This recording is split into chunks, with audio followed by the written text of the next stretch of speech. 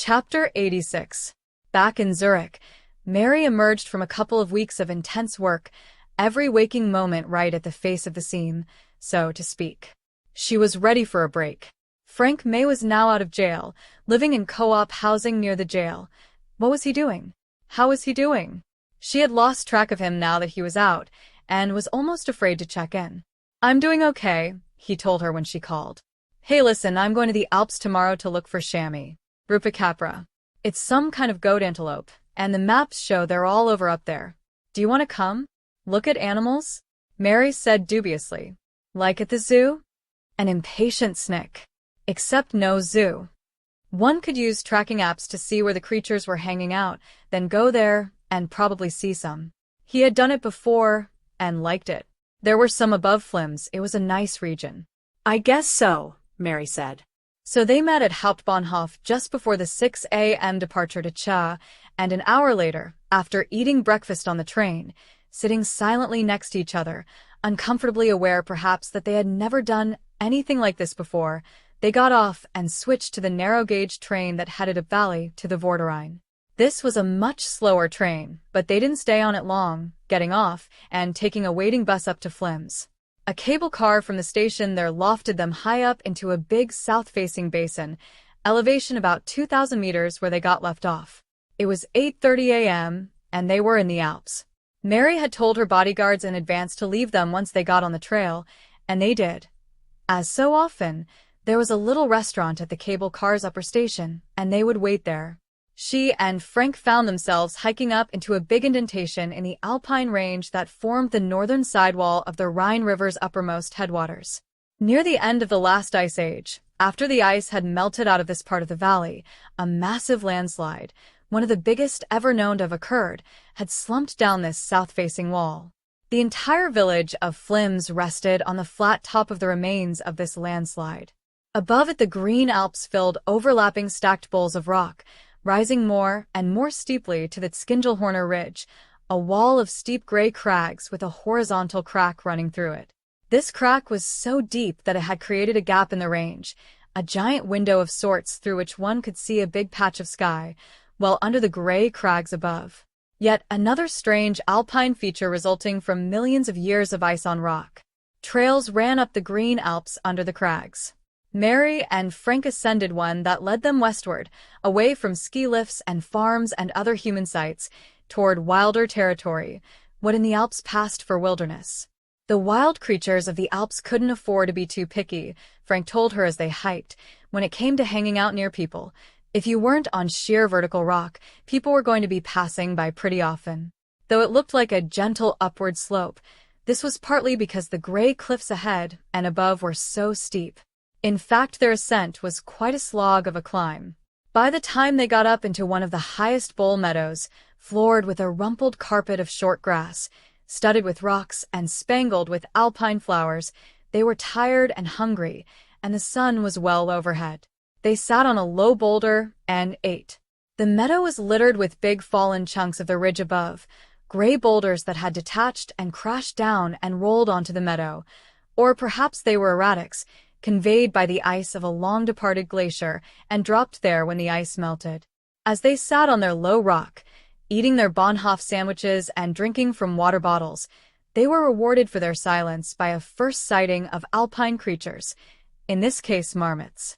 These were fat gray things like groundhogs or maybe badgers. Mary didn't have much basis for comparison. The color of their fur no doubt made predators take them for rocks, including the hawks soaring overhead. Perhaps because of these overseers, the marmots seemed to have a tendency to stay still. Except when moving from one spot to another, they were as motionless as the rocks they were on. They spoke to each other by way of high staccato whistles. As Mary and Frank listened, it became clear that this must be a language much like any other. "Down in Flims they speak Romansh," Frank mentioned. The marmots did not mind them talking, Mary saw. Frank saw this too, and went on. They had heard a little Romansh in the bus on their ride up from the train station to Flims, he said. It was like Italian and German put in a blender, they agreed. They shared their pleasure in the story of how Romansh had become one of Switzerland's 4 national languages, by way of a rebuke to Hitler. Thus the national myth, and they were both inclined to believe it. The sun beat on the meadow, causing it to shimmer. It was warm in the sun. The marmots got comfortable with them sitting nearby, even though they had apparently occupied a marmot outpost. Piles of little dry turds were clustered in the cracks on the top of their boulder. Herbivores, by the looks of it. Frank and Mary sat there like big marmots. They didn't say much. Mary thought it a little dull. Then one of the younger marmots, judging by size and fineness of fur, ambled their way, unconcerned by their proximity. It stopped, reached out a forepaw, pulled all the grass stalks within its reach toward its face. This created a small cluster of tiny grass seeds clutched inside its forearm, which it then munched off the top of the stalks. It only took a few bites. When that gathering and eating was done, it let the topless grass blades spring back into position and moved on. Did it again. Then again. Seeing this, then looking around the meadow at the level of the grass tops, Mary suddenly realized that the little beast's source of food was almost infinite. At least now, when the grass was seeding. Probably it was the same for all the alpine herbivores. Frank agreed when she mentioned this. The marmots would eat all day, every day, until they were fat enough to get through the coming winter. They hibernated through the winter like little bears, tucked in holes under the snow and living off stored fat, their metabolism slowed to a crawl. In the spring they would emerge to another summer of eating.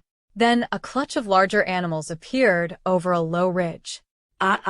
Chamois. Probably these weren't the animals Frank had seen online, as none wore a radio collar. If that was in fact how GPS got attached to animals these days. She didn't know. Frank was watching them closely. They were odd-looking beasts, round-bodied, short-necked, short-legged, snub-faced. Short, curving horns. They had the rectangularly pupilled eyes of a goat. Devil's eyes. After Frank had proposed this trip, she had read they were goat antelopes, whatever that meant. Obviously, they were their own beast, neither goat nor antelope, and not even much like the other species in their same family. The youngsters were slender and hornless, and stayed near their moms. They nibbled, looked around, walked calmly over rocks from one patch of grass to the next. They regarded Frank and Mary curiously. She was surprised that they seemed so unconcerned to see people. There were Swiss hunters, or so she had heard, and these beasts were among the most commonly hunted. Why were they so unafraid? She muttered this question to Frank. Why should they be afraid? He replied. We might shoot them. We don't have any guns. Do they know that? They've got eyes. But have they seen guns before? Wouldn't that put them off people entirely? Probably. So maybe they haven't seen any guns. I find that surprising. The Alps are wild. I thought you said they weren't. He thought about it. They are and they aren't. Lots of people up here, yes.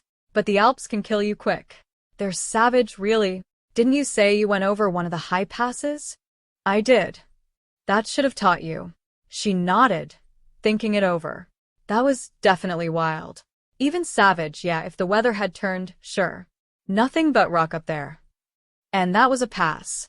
There are lots of places up here where people don't ever go. They're really hard to get to and they don't lead anywhere. If you look on the maps you see them all over. Not like this then, Mary said, gesturing around. On the grass under their boulder lay scattered about 20 varieties of alpine flower, either tucked into the grass or waving over it, flowers at different heights for different plants so that the air was layered by color. At the top yellow, waving over a white layer, lower still a blue layer, then the grass, spangled with a variety of ground flowers. Not like this. Frank smiled. Mary saw that with a start. It seemed to her that she had never before seen him smile.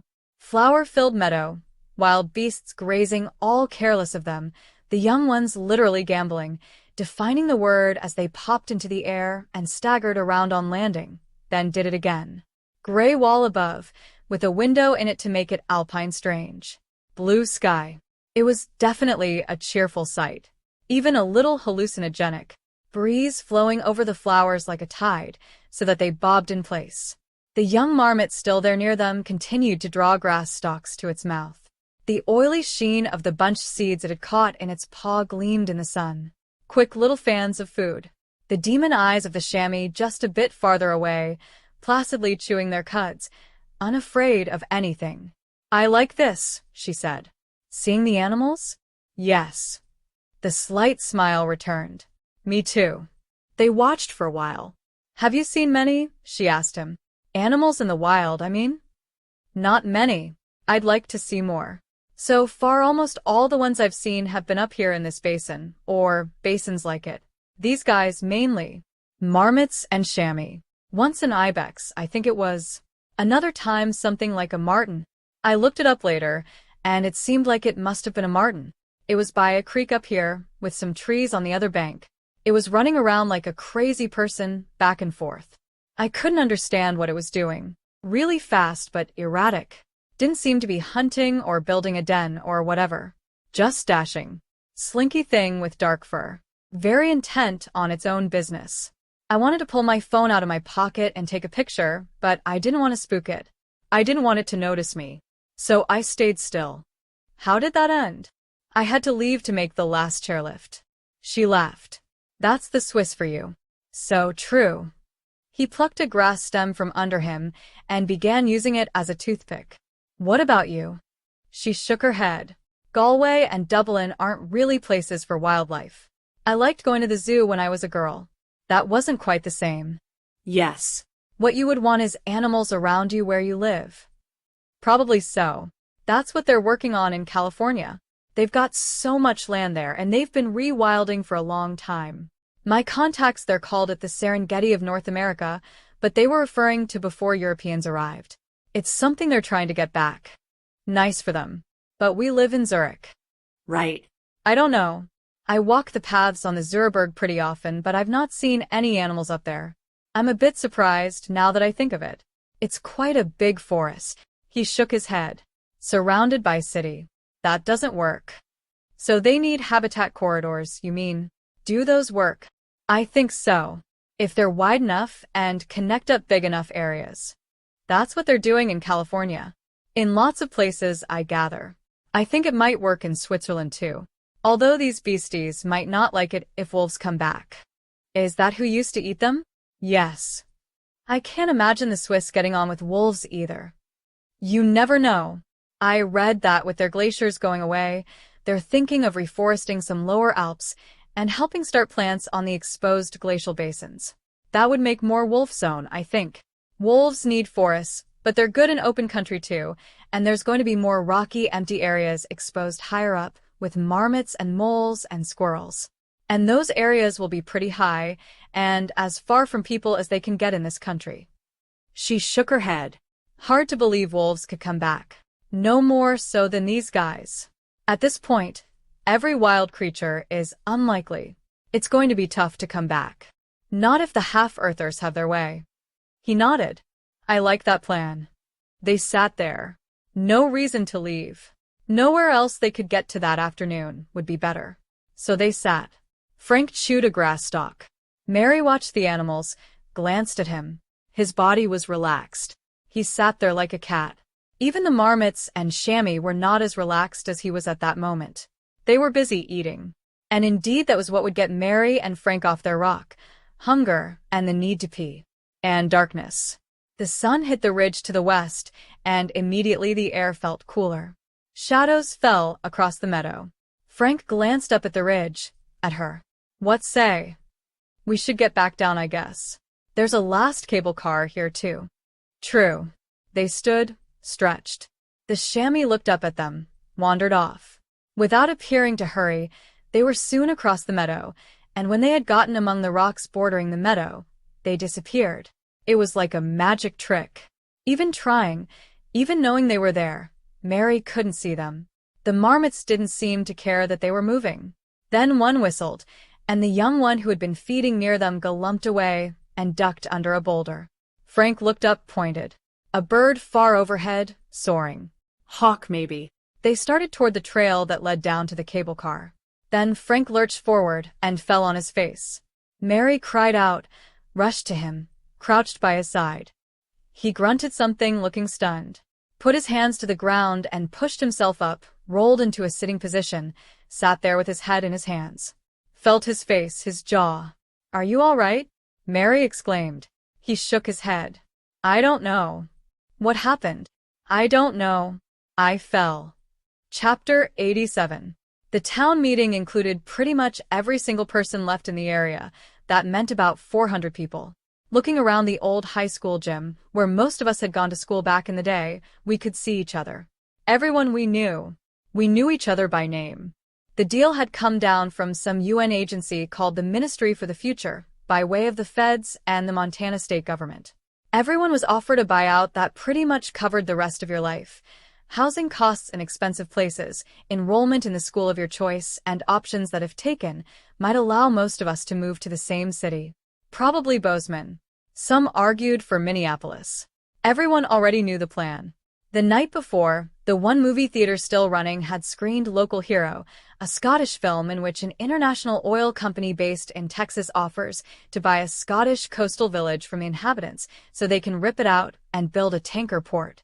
The payout will make everyone rich, and the townspeople all cheerfully and unsentimentally vote in favor of it. They have a final Kaylee to say goodbye to the town and celebrate everyone becoming millionaires. Then the owner of the oil company arrives by helicopter and declares the town and its beach need to be saved for an astronomical observatory, astronomy being his personal hobby. Burt Lancaster. A funny, sly movie. We watched it in silence. It was too close to home. Our situation was not so different, although they weren't going to knock the town down.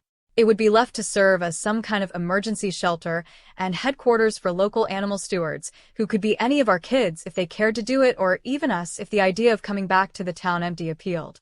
And we could come back once a year to visit the place. The movie theater had screened Brigadoon a few nights before, probably to show how stupid that would be. No one had laughed at that one either. Obviously Jeff, the owner of the theater, who had kept the business going at a loss, didn't want us to close the town. He was whipping on us a little. As we came in, he was playing Simon and Garfunkel's Homeward Bound over the speakers, really piling it on. But the vote had been decisive. The main thing was it was going to happen anyway. Or it already had happened. Jeff could have screened a zombie movie to show that aspect of it. Because all the kids were gone. They graduated high school, having bused to the next town over for it, and went off to college or to find work, and they never came back. Not all of them, of course. I myself came back, for instance. But most of them didn't, and the fewer that came back, the fewer came back. Positive feedback loop with a negative result. Happens all the time. It's the story of our time. The town's population had peaked in 1911 at 12,235 people. Every decade after that it had gone down, and now it was officially at 831 people, but really it was less than that, especially if you didn't count the poor meth addicts, who were zombies indeed. One store, one cafe, one movie theater, courtesy of Jeff, a post office, a gas station, a school for K through 8, a high school the next town over with not enough students and teachers. That was it. And, of course, we weren't the only one. I don't know if that fact made it worse or better. It was happening all over the upper Midwest, all over the West, the South, New England, the Great Lakes. Everywhere on Earth, we were told. You could buy an entire Spanish village for a few thousand euros, we were told. Central Spain, Central Poland, lots of Eastern Europe, Eastern Portugal, lots of Russia, on and on it went. Of course there were countries where villages were turning into cities right before their eyes, cardboard shacks melting in every rainstorm. But no one thought that was a good way, and anyway it wasn't our way. We were in Montana, and our little town's numbers had dipped below the level of function and habitability. Our town had died, and so here we were looking around at each other. The buyout was generous. And if enough of us agreed to move to the same city, we would still have each other. We would constitute a neighborhood, or part of a neighborhood. We would have enough to live on. We could come back here once a year and see the place, see the land. After a while, those of us who had actually lived here would die, and then there would be no reason to come. Then they would let the buildings fall down, presumably, or salvage them for building materials. The land would become part of the greater Yellowstone ecosystem, one of the greatest ecosystems on Earth. Buffalo, wolves, grizzly bears, elk, deer, wolverines, muskrats, beaver. Fish in the rivers, birds in the air. The animals would migrate, and maybe if the climate kept getting hotter they would move north, but in any case it would be their land, to live on as they liked. The people still here or still visiting here would be like park rangers or field scientists or some kind of wildlife wrangler or even, I suppose, buffalo cowboys. Buffalo boys. The authorities were vague on that. They admitted it was a work in progress. They planned to pull out a lot of the roads in the region. A few railroads and the interstate would remain, with big animal over or underpasses added every few miles. Some regional roads too, but not many. Most would be pulled up, their concrete and asphalt chewed to gravel and carried off to serve as construction materials elsewhere as needed. Making concrete was bad in carbon terms, so the price on new concrete was astronomical now, taxed to the point where anything else was cheaper almost. Recycled concrete from decommissioned roads and old foundations of deconstructed buildings was a way to get rich, or at least do very well. We were given shares in the roads that came through town, also the town's foundations and so on. A kind of trust fund going forward. Later, with the roads gone, the animals and plants would have it better than ever. Fish in the creeks, birds in the air. The half-Earth plan, right here in the USA. So we talked it out. Some people broke down as they spoke. They told stories of their parents and grandparents as far back up their family tree as they could climb, or at least back to the ancestors who had first come here. We all cried with them. It would come on you by surprise, some chance remark, or a face remembered, or a good thing someone did for someone. This was our town. All over the world this was happening, they kept saying. All these sad little towns, the backbone of rural civilization, tossed into the trash bin of history. What a sad moment for humanity to come to. City life, come on. All the fine talk about it, only people who never lived in a small town could say those things. Well, maybe it only suited some of us. And not the majority, obviously. People voted with their feet. The kids were leaving and not coming back, plain as that. So we would move too. Seemed like about half wanted Bozeman, half Minneapolis. That would be like us. Maybe all little towns had that kind of either-or going on, a nearly 50-50 split on everything. The mayor, the high school principal, the quarterback, the best gas station, best cafe, whatever. Always that either-or. So we would split up and go on. Become city folk. Well, it wouldn't last forever. This was degrowth, as the facilitator pointed out. The facilitator was really good, I have to say. She encouraged us to tell our stories. She said in towns like ours it's always the same. She had done this for a lot of them. It was her work. Like a hospice preacher, she said, looking troubled at that. Everybody cries. At least in towns like this. She said that when they do this same thing in suburbs, no one cares. People don't even come to the meetings, except to find out what the compensation will be. Sometimes, she said, people are told their suburb is going to be torn down and replaced by habitat, and they cheer. We laughed at that, although it was painful to think of people that alienated. But that was the suburbs. For us, we had a town. But it was happening everywhere, she said. All over the world. And after that, in the years and centuries that followed, there would come a time when the world's population drifted back down to a sane level, and then people would move back out of the cities into the countryside, and the villages would come back. Villages used to be just part of the animals' habitat, she said. Animals would walk right down the streets. They do here already. Someone shouted. Yes, and it will happen again, she replied. People who like knowing their teachers, their repair people, their store clerks, and so on. The mayor. Everyone in your town. All that is too basic to go away forever. This is just one stage in a larger story. People lived like this for a long time. But now it's some kind of emergency. And we would still have each other. And we would be rich, or at least well-off, secure with an annuity for life and a trust fund for the kids. We would still have something to do on a Saturday night. So it would be all right. But after a while your eyes began to hurt. People broke down and couldn't finish what they were saying. Their friends helped them off the stage. This was our town. This was who we were. Finally, there was nothing left to say. It was midnight and we closed up the town like in a fairy tale. Nothing left to do but go home, feeling hollow, stumbling a little. Go in your house and look around at it. Pack your bags. Chapter 88. We eat shit and we shit food. A time comes when we need to move together. We follow the sun Wittershins, moving all together. We are a herd made of individuals. We move in lines one after another. The land we walk over is mostly water. When we walk on water, we grow frightened and hurry to return to land. Some of us lead astray the stupid. Others urge fools to rash adventures. If we follow the wrong leader, we die. If we panic, we die. If we stay calm, we are killed. You could eat us, but we are of more use to you in other ways, so you rarely do. By our passing, we render the land in ways you need more than ever before. We are caribou, we are reindeer, we are antelope, we are elephants. We are all the great herd animals of earth, among whom you should count yourselves. Therefore let us pass. Chapter 89. Mary went to work the next day feeling uneasy. How was your day in the Alps? Badam asked her. It was grand, she said. We sat in a meadow and looked at marmots and chamois. And some birds. He regarded her. And that was interesting? It was very peaceful. I mean, they're just up there living their lives. Just wandering around eating. It looked like that's what they do all day.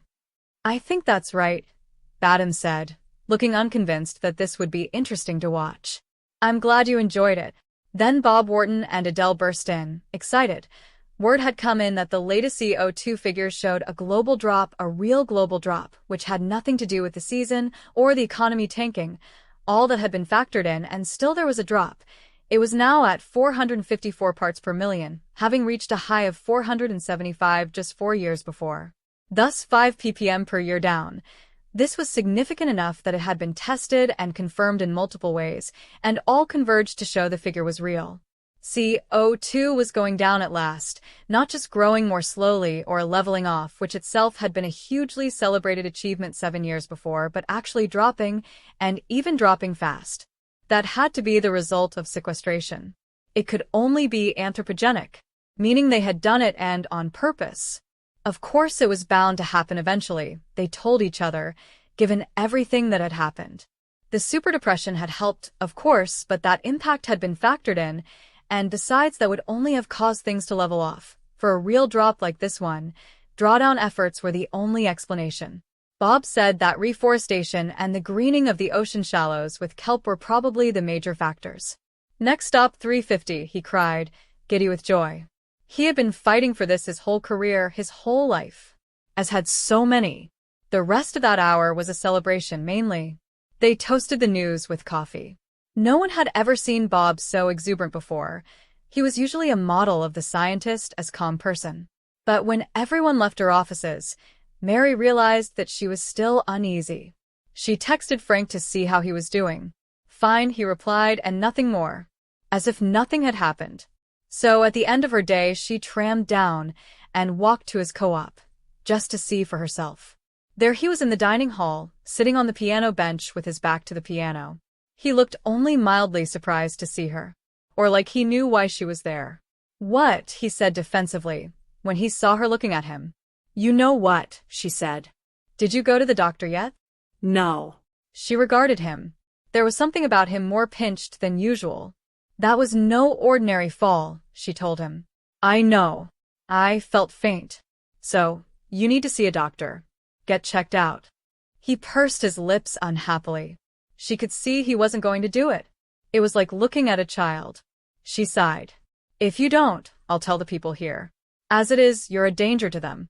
You'll fall and hurt yourself, and maybe someone else, and their insurance costs will go up. He gave her a bitter look. Come on, she said. I'll go with you to the clinic. After that we can go get a drink. He grimaced. After a long pause, looking down at the floor, he shrugged and stood. The clinic took the usual stupid amount of time, and in the end it was just the start. They measured him and took blood, and asked questions, and made an appointment for him to return. And after all that, he didn't want to go get a drink. So Mary walked him back to his co-op and then went to the tram station and took a 6 tram up the hill to Kirchhoff-Luntern, past her old apartment, and up the Zurberg to her safe house. Bodyguards following her all the way. Yes, she always gave them a nod when she saw them and then forgot about them. Or tried to. She sat there in the strange house feeling low. Something to celebrate, and no one to celebrate with. Even the beasts of the field had company of an evening. Ireland too. In the old days the men would go to the pub, The women gather in kitchens or hang out with the kids. A social species. Of course, there were animals such as cats who were isolados most of the time. Some people were like that. But not her. She was like the marmots or the chamois.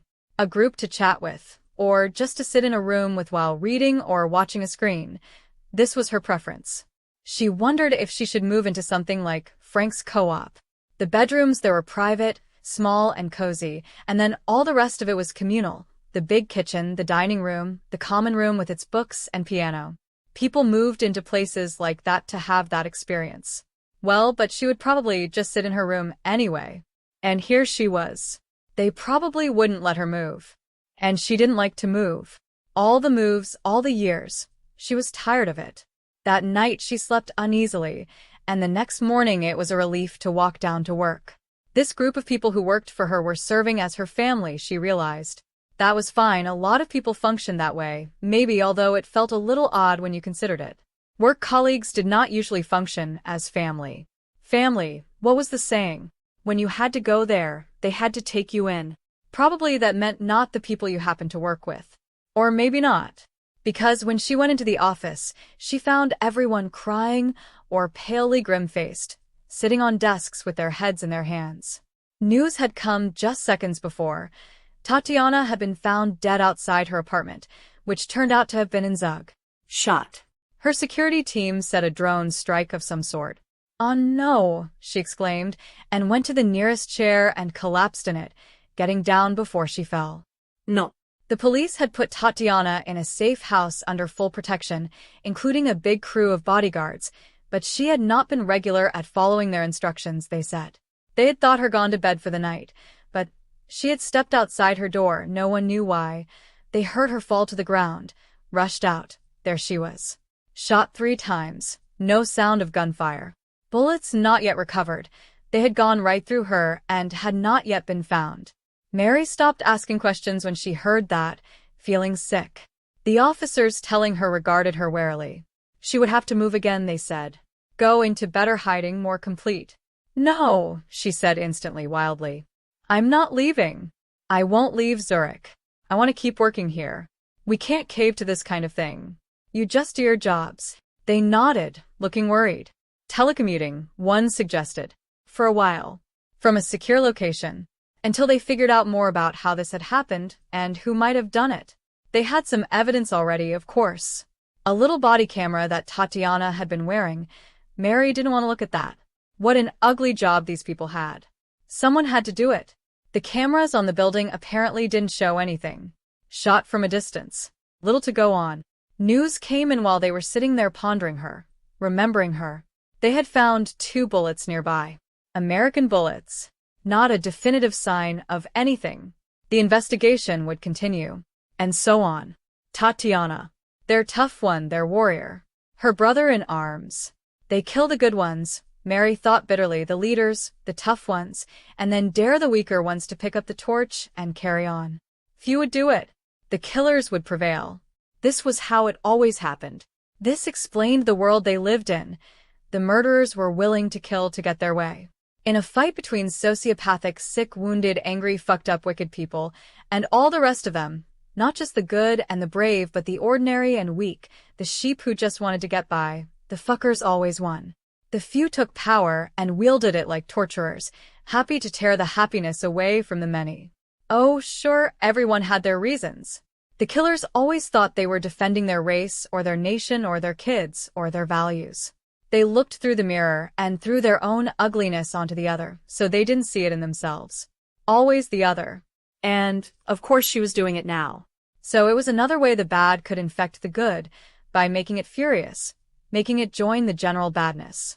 Fuck them, kill them back, jail them, lock them in some room of mirrors where they had to see themselves for what they were. That would be the punishment she would concoct for them if she could. They would have to live in a mirror box, look at themselves all day, every day for the rest of their lives. See what they saw. Narcissists could not look in the mirror, the myth had it backwards. She tried to focus on her helpers, weeping as she looked at them. Swiss police. Switzerland.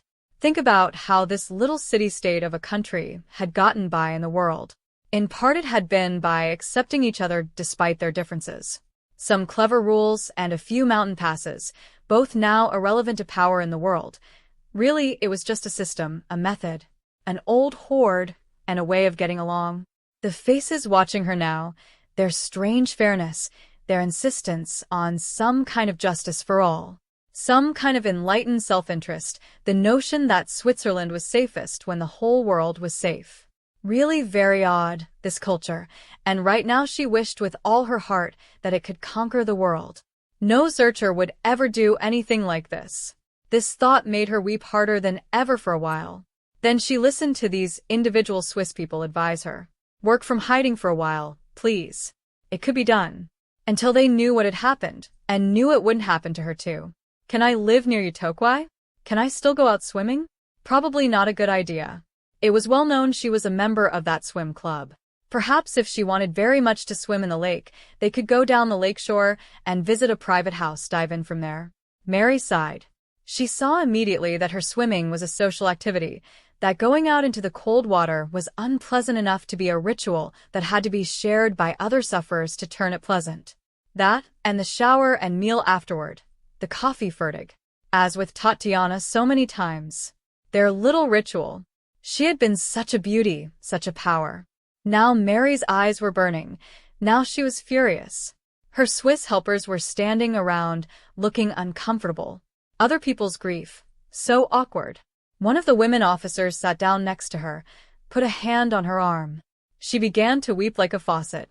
When she stopped, she said, "Get me Badam, please." He was out of the office. "Get him on the phone. Now. And I'll need to be able to confer with him, even when I'm hiding." So she would agree to hide? Yes. But in Zurich only. Same safe house she was in now would be best. They nodded uneasily. If you were to stay in it all the time for a while, maybe. She agreed to that. Then she thought of Frank. "Oh hell," she said. Fuck.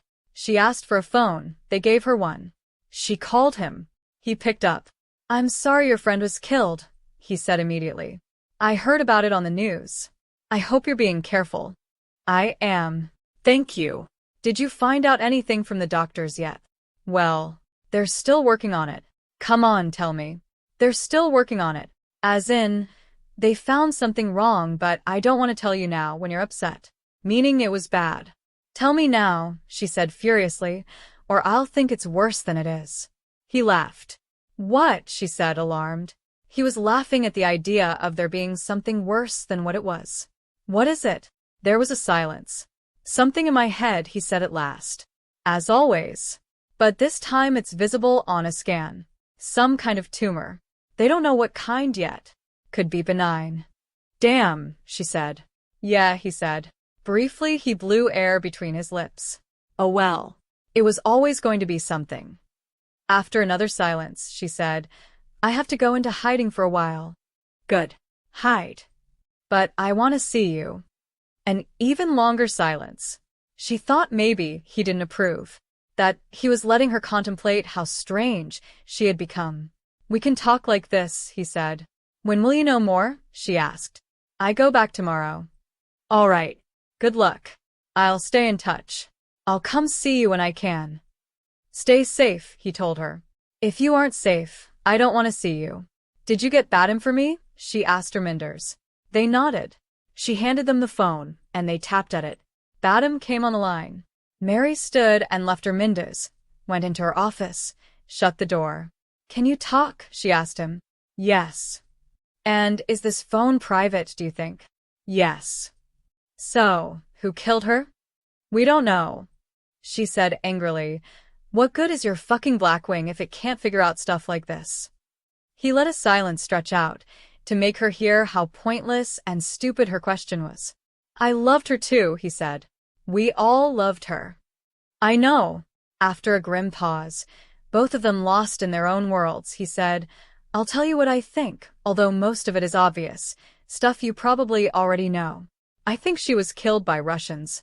Russia is really opaque at the top, but they've been making some bold moves lately, and I mean by that some good moves. Really important moves, both in the open and in the black. I think it's very likely Tatiana was part of those. She kept a lot of contacts there. So, whenever a government changes direction like that, it leaves some people behind. They're on the wrong side of the change. They're scared. They get angry. If some of those people who got caught on the wrong side thought that Tatiana was part of the change, maybe even directing it, then killing her could stop the turn, or at least exact a cost for it. Revenge. Yes, but also maybe an attempt to reverse the change. Serve as a warning to the people Tatiana was working with, and so on. All right. So that must mean just a few suspects. A few thousand. A few groups, A few dozen groups.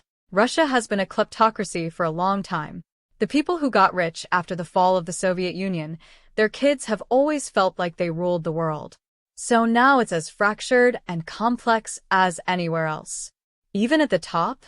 Especially at the top. This is a fight for how Russia operates. Mary sighed. None of this will ever end. That's true. She thought about it for a while. Listen, I'm not going to hide. I won't be forced into hiding by this sort of thing. It's dangerous right now. Are you in hiding? Yes. I've got our whole team secured right now. But if it was a Russian matter, like you say, then they won't care about us. Maybe. I want to face up to them. To all of them. To everyone like them. Listen, this year's COP meeting was going to be in Zurich anyway. It's the 6th global stocktaking, so it's supposed to be big. We can use that. Make it as big as can be. A memorial to Tatiana. Everyone there, all of us. And we'll make a public accounting of where we are now. We have to rally the cause. We have to show people where we are, how far we've come, and how we can get the job done. It would be a security challenge. That's always true. So it's best to put the thing right out in the open and make it as big as possible. No more hiding from these fuckers. Maybe so. You know I'm right. Otherwise we're just caving into terrorism. Do that, and there'll just be more of it. There'll always be more anyway. Even if you identify and kill these particular murderers, there'll always be more. Meanwhile, we have to live. All right. What? I said, all right. You're the boss. The COP is 3 months from now. We'll put out the call and prepare for it, and the Swiss security services will go all in. After Tatiana, they'll be worried enough to lock the whole country down. Yes. They'll call up their army, I've no doubt. Bigger is better in this case. All round. The whole world watching. All right. And listen, your Black Wing, sick them on those bastards. I already have. When we find them, we'll kill them. Good. I hope you can find them. So she let the security people move her to a new safe house near the opera. She stayed in it all the time for a couple of weeks, communicating by phone and screen with her team, and with everyone else she needed to talk to. They helped her to organize the coming COP as the regularly scheduled global stocktake, plus more, a full progress report from every country, every continent, every industry, every watershed. To that account of the good done, they would add a description of every outstanding problem, every obstacle to getting where they needed to be. The global situation was to be judged actor by actor. Rated, scored, judged, and if judged malingering, then penalized. Time was passing, patience was running out. The sheriff would have to be formed by a concoction of every sanction and penalty they had at hand. The general intellect, the world and their time. In all the blooming, buzzing confusion of their moment, they would take stock and get some clarity on the situation, and act. And if Badham's Blackwing had anything to it, they would act there too. The hidden sheriff. She was ready for that now, that, and the hidden prison. The guillotine for that matter. The gun in the night. The drone from nowhere. Whatever it took. Lose, lose, lose, lose, lose, lose, fuck it, win. Meanwhile, however, as they approached the time of this conference, a lot of the news coming in was actually quite good. Real progress was being made on many fronts. The main point, or maybe what the financial sector would have called the index that stood for all the other factors involved, which was to say, the amount of carbon dioxide in the atmosphere, it really had dropped in the previous 4 years, and pretty sharply too. This was confirmed from multiple sources. And it had been leveling in the previous 10 years before that, shifting up and down with the seasons as always, but staying more level than at any time since measurements had begun in the 1960s. That in itself had been celebrated, but it was now cycling downward between 450 and 445, they said, cycling seasonally as it did, with the current trend moving downward by about 5 parts per million per year, but that rate too was increasing, it looked like. This meant not only that they had stopped burning carbon to a large extent, not entirely because that would not be possible in their lifetimes, but they were also drawing carbon down from the air in significant and measurable quantities, by way of all the carbon drawdown efforts in combination.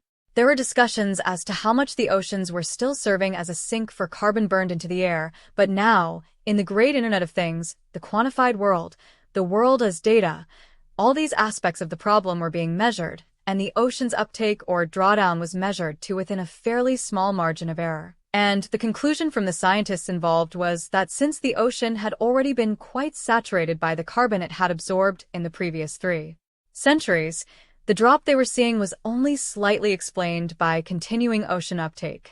The majority was being drawn down by reforestation, biochar, agroforestry, kelp bed and other seaweed growth, regenerative agriculture, reduced and improved ranching, direct CO2 capture from the air, and so on. All these efforts were paid for, or rather rewarded beyond the expense of doing them, in carbon coins, and these coins were trading strongly with all the other currencies in currency exchanges.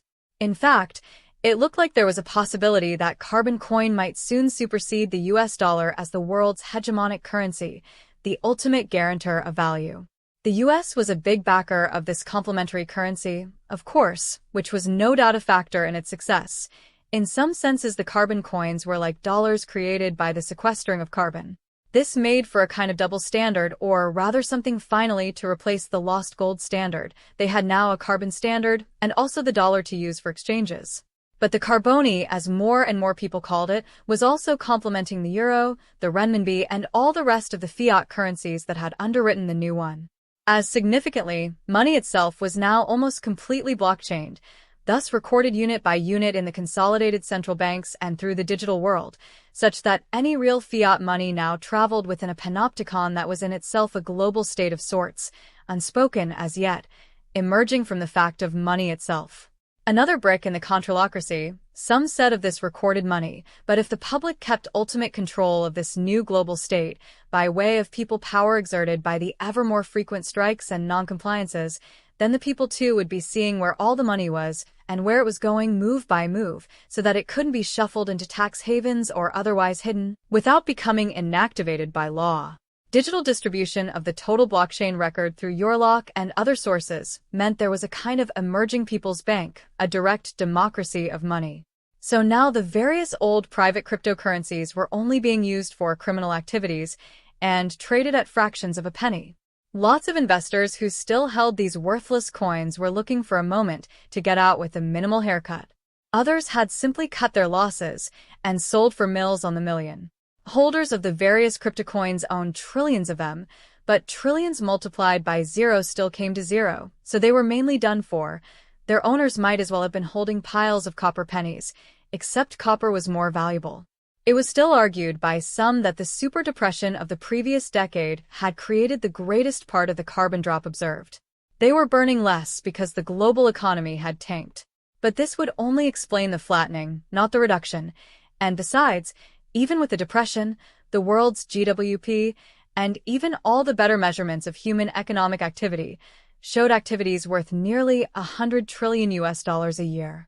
It was still big, but it didn't run on carbon anymore. It was this and the drawdown efforts that explained the drop. So this was the financial and the carbon situation, what Mary thought of as the two macro signals, the global indexes that mattered. And at the meso and micro levels, the good projects that were being undertaken were so numerous they couldn't be assembled into a single list, although they tried. Regenerative AG, landscape restoration, wildlife stewardship, Mondragon-style co-ops, garden cities, universal basic income and services, job guarantees, refugee release and repatriation, climate justice and equity actions, First People support. All these tended to be regional or localized, but they were happening everywhere and more than ever before. It was time to gather the world and let them see it. Sick at heart, she was going to declare victory. Declare victory as if sticking a knife in the heart of her worst enemy, with a feeling not unlike posting a suicide note. And if the real truth was that in fact they had somehow lost, then she was going to try to see to it that the evil ones were winning a Pyrrhic victory. They were going to be the losers of a Pyrrhic victory, and the losing side of a Pyrrhic victory could be said to have won.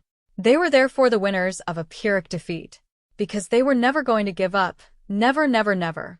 History was going to go like this: lose, lose, lose, lose, lose, lose, win. And the evil ones in the world could go down under the weight of their damned Pyrrhic victory. They could go fuck themselves, murdering cowardly bastards that they were. Chapter 90. Today we're here to discuss the question of whether technology drives history. No. I'm sorry. Are you saying that technology doesn't drive history, or that you don't want to discuss it? Both. Well, let's focus on the first no instead of the second, and see if we can get some clarification on just why you would say that. It's a ridiculous question. And yet it has been the title of books, essays, seminars, conferences, and the like. We ourselves are poor forked radishes, to quote someone, unless we augment our poor powers with tools. We are Homo faber, man the maker, and our tools are the only thing that allow us to cope with the world. We even co-evolved with our tools. First stones were picked up and sharpened, then fire started on purpose, and these tools made us human, as it was our precursor species who invented them, and after that we evolved into ourselves, and then on from there. Clothes to keep warm. The moment we find bone needles in the archaeological record, for instance, we see people moving 20 latitude lines farther north than before. So what? So what? Excuse me? The question is, where would we be without our tools? We think of ways to do things. If one way doesn't work, we find another way. But these are the ways we've found. Path of least resistance. Dealing with the laws of physics. Picking up a rock, for instance. It's just trial and error. Well, say we call that technology then. Doesn't it follow that technology has been the driving force in history? We are the driving force in history. We make do and on it goes. All right then. Enough of philosophy. I'm afraid I'm getting confused. Yes. Let's move on to some specific examples. Have you heard of those drones developed to shoot mangrove seeds into the mudflats, thus seeding hundreds of thousands of new trees in terrain difficult of human access? Very nice, but that same drone could shoot a dart through your head as you walk out your door. So, it illustrates my point if you care to think about it. Our tools are expressions of our intentions, so what we want to do is the key driver. I'll save that for our next foray into philosophy, which we will certainly schedule soon. Meanwhile, what do you think of these new bioengineered amoebae that are now grown in vats to form our fuel, while also drawing carbon out of the atmosphere? Kind of a next stage ethanol? Useful. And other amoebae grown in vats can be dried to make a very tasty flour, thus eliminating the need for lots of AG land while feeding us all. Also useful. What about this blockchain technology, identifying where all money is and where it's been on its way there? Good idea. Money only works when you trust it. Tracking it might help with that.